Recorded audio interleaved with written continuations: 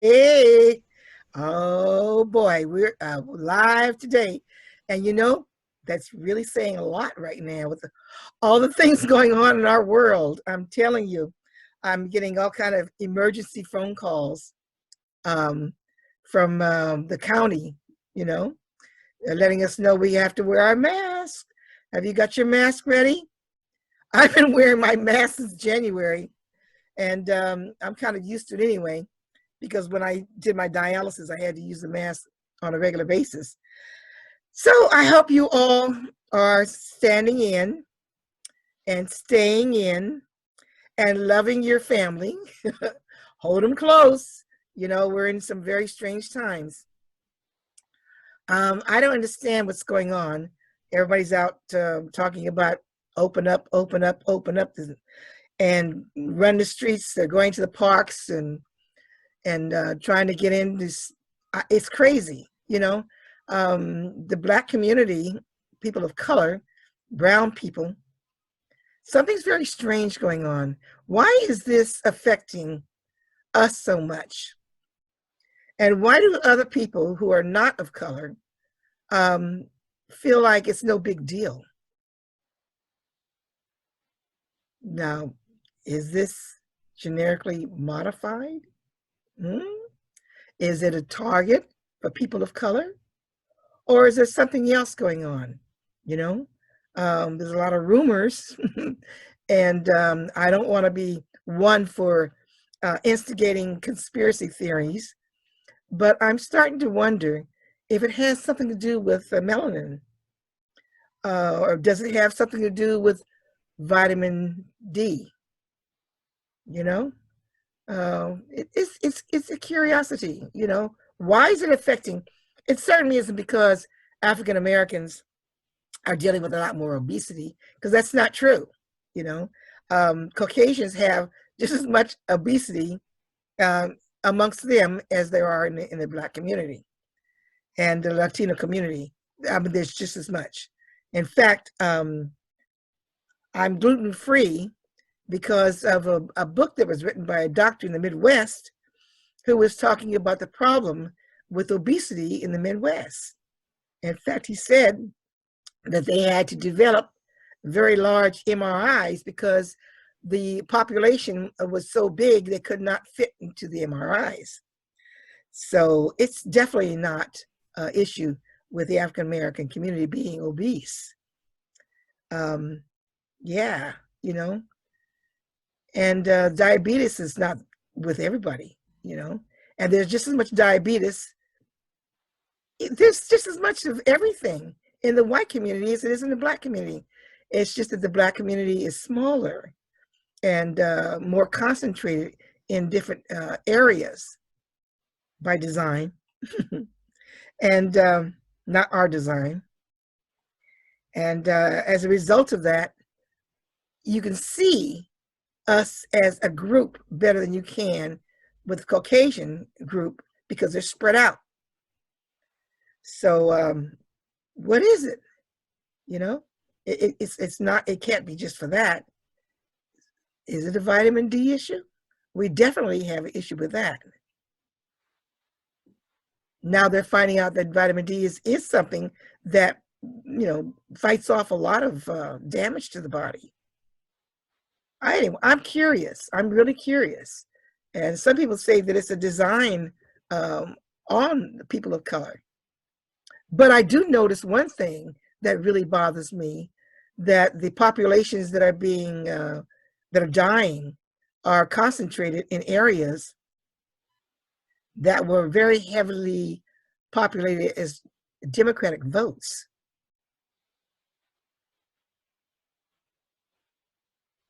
I don't know. It's just, maybe it's because I'm a child of the 60s, and I have all these things in the back of my mind that were going on back then, that people say we were crazy for believing the things that we were talking about, but they were true. They were happening. The government did the Tuskegee experiment, so why shouldn't we be a little paranoid? I'm really concerned. Why is it that these areas that are being hit the heaviest are people that were very much voting against the Republicans. And who's in control of how much this disease is getting loose? I don't know. It sounds a little strange to me. Now, you guys might say that, oh, you shouldn't be on the air saying those things. But these are the things that are circulating in my community. And people are talking about it. And they're concerned and curious and worried. There's a lot of distrust in the African American community, rightly so, because there's been so many things happening that were to destroy us. But we're still standing, So, yeah, our governor came out and had us, stay in our homes, and that slowed down the spread of this virus. Is somebody upset because enough of us didn't die? Is that why they're rioting in the streets to open up, have us come out of our homes, incite our children to rebel against us because they think that we are holding them back in the homes for no reason, for no good reason, because the government said, the federal government said, the president said, it's no big deal. The governors have gone too far. So our children are looking at us saying, oh, you're just keeping me here for no reason. No. Stand fast. Don't go out. Don't run the streets. People are dying out there. And people are storing up food. I mentioned it to you about 6-7 months ago about how curious, a year ago, about how curious it was. Now they're talking about a possible biblical level of famine coming on the earth. That's what the United Nations is talking about. So, yeah, what's going on? Are the farmers going to be able to plant again? They're plowing a lot of their food under because they can't get the prices. And they're saying that the transportation doesn't get, the wholesalers are not buying. The markets, the restaurants are not buying. So they're plowing the food under.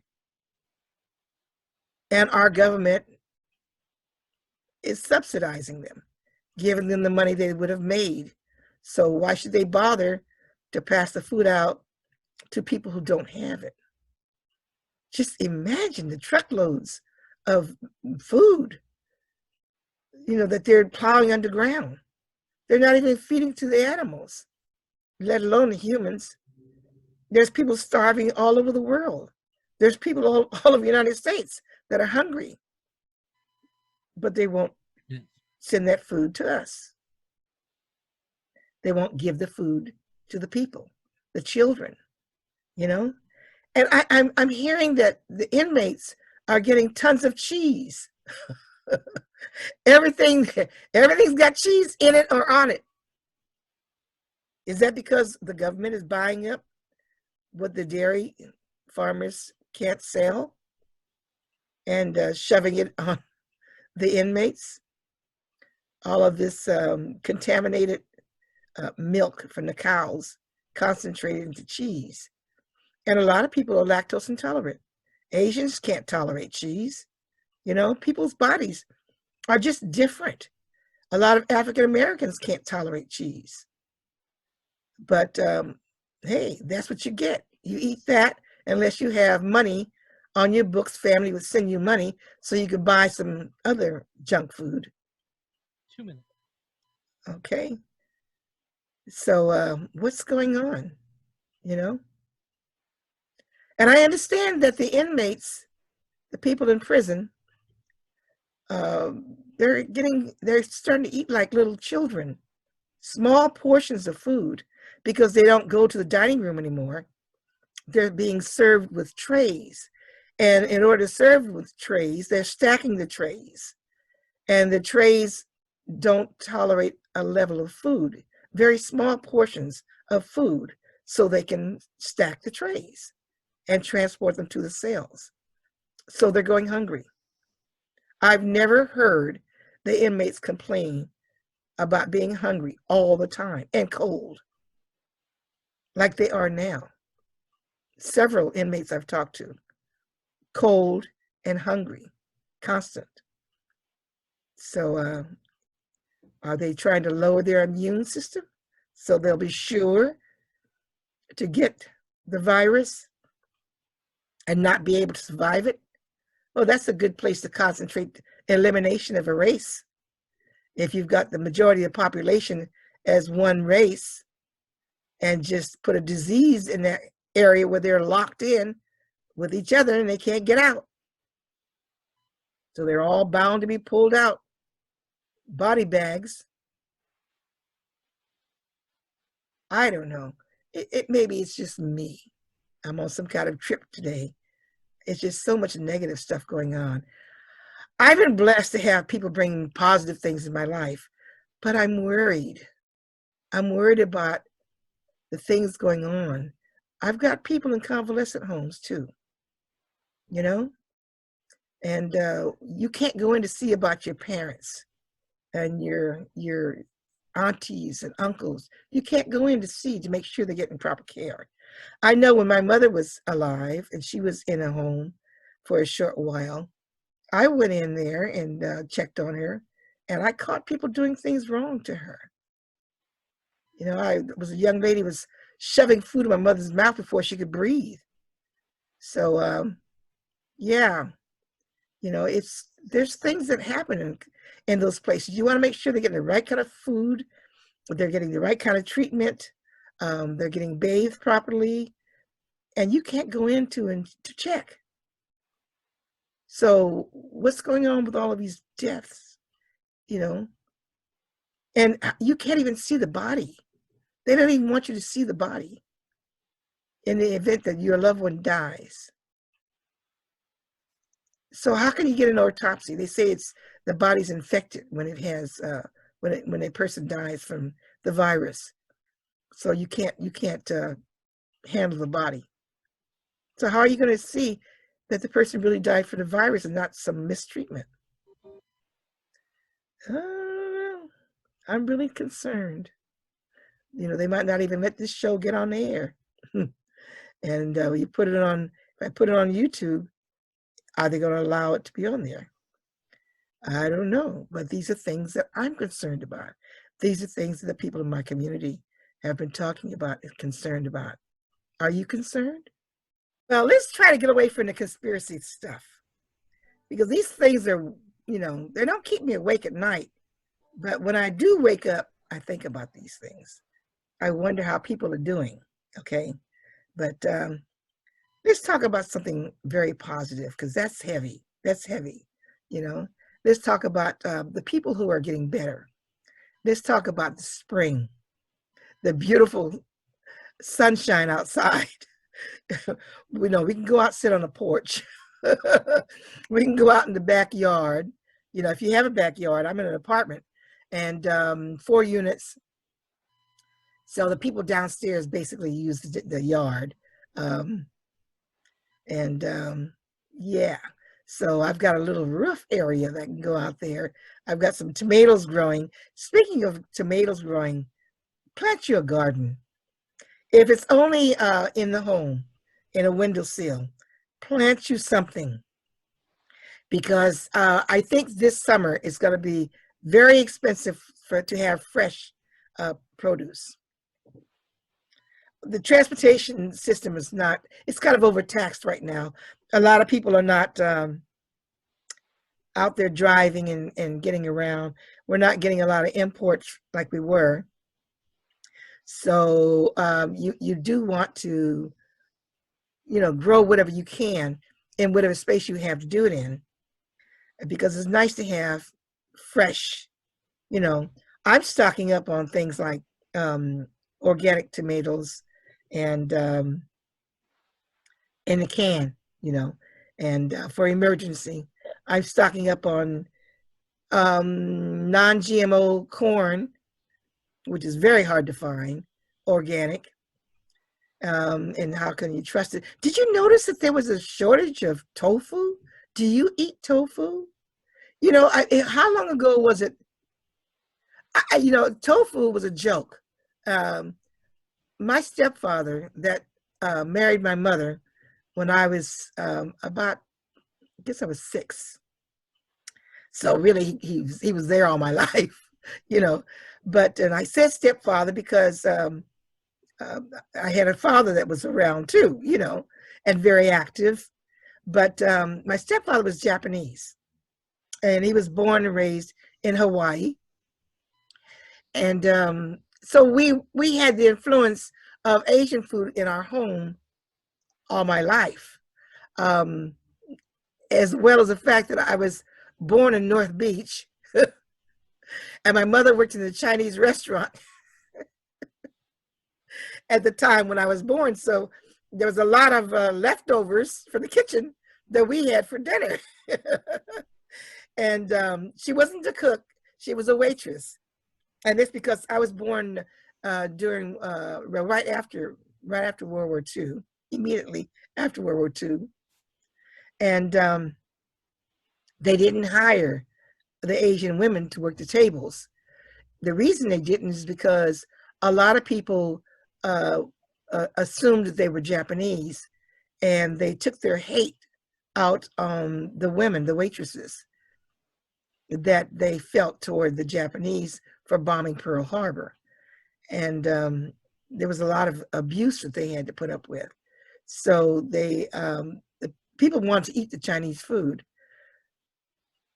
but they were really, really, really nasty people. I remember as a child going in the restaurant even later, and saw people abusing waitresses.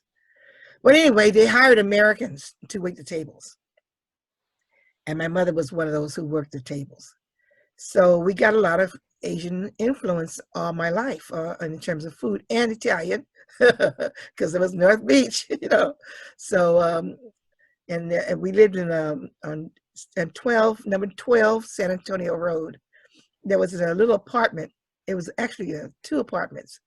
We had the downstairs, and there was a elderly Italian man that lived upstairs. And every once in a while, he would babysit me if Mama had to run to the store or whatever. You know, really a sweet man. Wow, you know. And I was the toddler, but I remember him. I remember him. He was so kind, you know. But anyway, yeah, I've had some beautiful influences, and it's funny how you can remember things. I remember things that when I was like 8 months old. 5 minutes. I can't remember things that I did 5 minutes ago or why I went into the room, but I remember things when I was in the crib. I remember conversations. I didn't understand them, but I remember the conversations. I remember seeing things. You know, you guys better be careful. Better be careful what you do around the kids, because you might have a weird one like me. My mother always said I was strange. She had a lot of children, but I was the one she referred to as the strange one. And I'm still strange. Okay. So yeah, tofu. Back to tofu. I mean, I've been eating it all my life, right? I couldn't find any tofu. It was like I said, well, a lot of people are becoming vegans, and so they're wiping out the tofu. I go into the grocery store, none. But last week and the week before, I went into several stores and there was no tofu. I said, my goodness, what's going on? They're just being discriminatory because the virus came out of China, so they're afraid to eat anything that looks like it might be Asian food. What's going on, you know? But there is a shortage. I was reading, I decided to just get the phone out and go on Google and find out what's going on. There's a shortage. And from what I understand, it's not from the manufacturers, it's from the transportation and the backlog of the orders. People who are ordering food, because of the way the system is set up, they do a lot of last minute ordering. So the orders are backed up. And people can't, when they get the stuff in, people started buying it up too fast, and the stores don't know, the suppliers, the shippers don't know who to give the inventory to, because everybody's back ordered. So you've got this chaos. Now we have a small Safeways near us, and our Safeways looks like it's going to close down. I want to go in there and take pictures. You won't believe how little is on the shelves. They're not stocking. But some of the other Safeways that are not in our area, which is a predominantly African-American area, they're well stocked. I mean, they have some things, a little shortage here, a little shortage there, but their shelves are pretty much full. I don't understand why this little tiny store, are they planning to close it? You know? Now, I was told by a girl that I knew who worked at Safeways that the reason that Safeways has pulled out of so many of the African-American communities is because there's so much high theft. That's not true, because just so much theft. I mean, she worked over in Bay Island, over in Alameda, which had almost no African-Americans in it. And there was a lot of theft going on. I've even seen some of the theft when I was over there, you know. So that's not true. That's not true, you know. So there's a lot of things being said, and it always has been things said about the African American community that is not really true. It may be happening, but it's happening in all the communities. As a merchant, I never had so much theft of my merchandise as I did when I was in Marin. When I was selling in Marin, there was in Marin County, you know, near Sausalito, and they were all Caucasians that were stealing my stuff. When I was in Castro Valley back in the 70s, it was Caucasians stealing my stuff, you know. So, you know, there's a lot of things that people say that's just not true. And why am I on this kick today? I don't know. Probably because I'm concerned about African Americans being targeted by this virus. And why aren't they getting 30 seconds? Why aren't they getting the healing? You know, why aren't they getting the treatment? Why aren't they getting tested? Why haven't I been tested? So, yeah, you know, I'm a little concerned. Anyway, we're going to wrap this up. This is a very negative show. I'm so sorry. I love you guys. You know, God bless you. But, you know, there's some strange things going on. And I've always spoke my piece, you know, and I don't intend to change now. God bless you. We're going to wrap it up. I love you, and you know I do. Bye-bye.